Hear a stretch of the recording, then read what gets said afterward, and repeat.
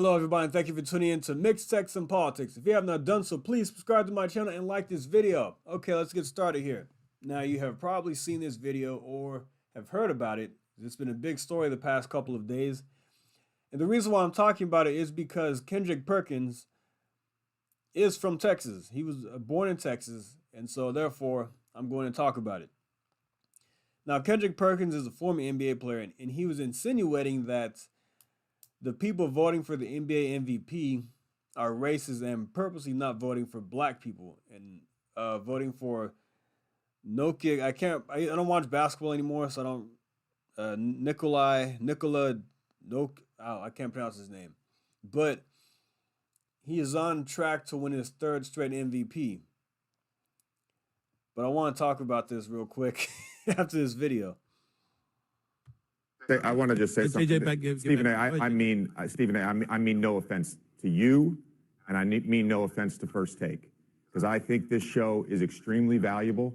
It is an honor to be on this desk every day. It really is. But what we've just witnessed is the problem with this show, where we create narratives that do not exist in reality. The implication, what you are implying, that the white voters that vote on NBA are racist, that they favor white people. You just said that. Yes, you did. Yes, you did. Yes, you did. That is exactly what you implied, Kendrick Perkins. That is exactly what you implied. Secondly, hold on. I did not call. I stated the facts. And you're not about to sit up. We all know what you implied the other day. We all know what you implied just now. Hold on. I stated it's the facts. It's the facts. It's the facts. Okay. I'm sorry. It's the facts. It's the facts. It's the facts. This is an angry man. This is the problem with these woke idiots. They get triggered by everything. When JJ Reddick called him out on this nonsense, and then Kendrick Perkins gets upset and starts screaming how these are the facts, and that he didn't say. At first he was saying that he wasn't implying that these these people voting are racist.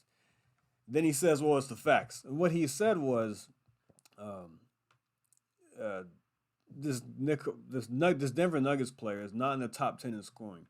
And all of the non-black NBA MVPs were not in the top 10 in scoring. So he's trying to say that, therefore, the voting is racist, which is not true. Let's look at the facts. Let's check out the facts. Okay, yeah, maybe it is true that the three white MVPs were not in the top 10 in scoring. We have Nikola, whatever his name is, Dirk Nowitzki, and Steve Nash.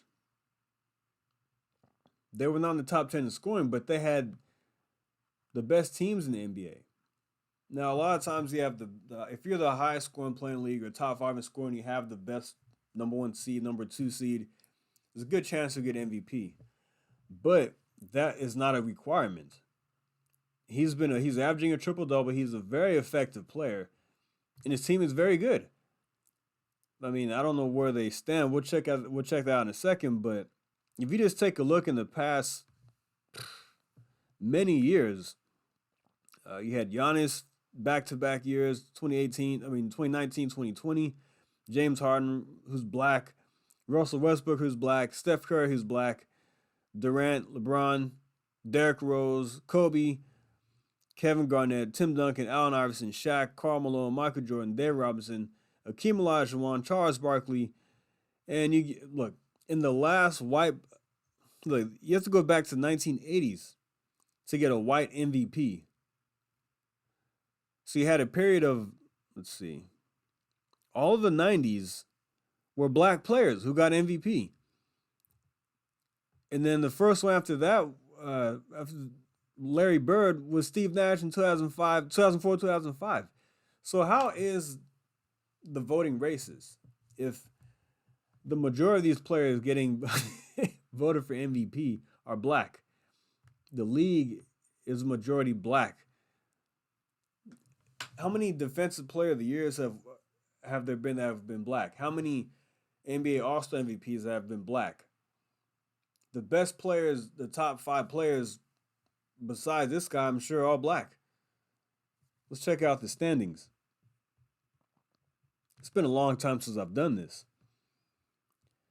I haven't watched the NBA since 2020 once they went woke. Okay, Milwaukee Bucks, #1 seed in the East, good for them. Denver Nuggets, #1 seed out west. Ooh, the West is not doing too good this year. Wow, this things have flipped. This is wild. Okay, okay. Anyway, they have #1 seed this year in the West, and are they the best in the league? Let's see. Milwaukee. So you might have Giannis in the running as well, just because they're #1 seed. Giannis has always been very effective, very talented player. In my opinion, best player in the game, even though I don't watch basketball anymore. But if this Denver Nuggets player wins his 3rd straight MVP, it won't be because he's white. It won't be because he's a white player and they're hating on black people. They're trying to suppress black players from getting the NBA MVP. That's just not happening. And Charles Barkley talked about this. He said if you go back in the last 30 MVPs, only 5 or 6 have been white. So it doesn't make sense. So those are the facts, Kendrick Perkins. He looks like an angry black man and sounds like an angry black man as well. It's stupid. This is why sports, this is why ESPN, this is why the ratings are in the tank. This is why people don't really watch basketball like they used to. The NBA All-Star Game viewership was down, I think, 32% from the prior year. I mean, it's not appealing anymore. For one, it's not appealing. It's not fun to watch. No defense. They don't even try anymore. And they've gone woke. Even though they've backed off a little bit from this nonsense, the damage that the NBA did in 2020 with the last names on the jerseys and all that, I don't think they can recover from that. They lost me as a fan altogether. And I was a huge fan of basketball. I used to watch it religiously. I could tell you everything about the NBA. Ever since the 1990s, I was watching. In 97, actually, Michael Jordan got his 5th championship was when I started watching Game 1 of the NBA Finals. But anyway, that's besides the point. The point is that they've gone woke and they've lost viewership, and this is why ESPN has lost some viewership too, because they're not sticking to sports. I don't care if a sports analyst or a former basketball player is a liberal. Talk about sports, you have a debate about that. You can, outside of that, you can vote how you want to vote. You can maybe say certain things, but when you're on that TV, when you're in front of that camera, it should be about business, basketball, football, baseball, whatever it is you're talking about. And I used to love these NBA shows on ESPN that were dedicated just for the NBA. Not anymore because of stupid stuff like this. But I'm glad JJ Reddick said something to him, and we'll see if he still has a job in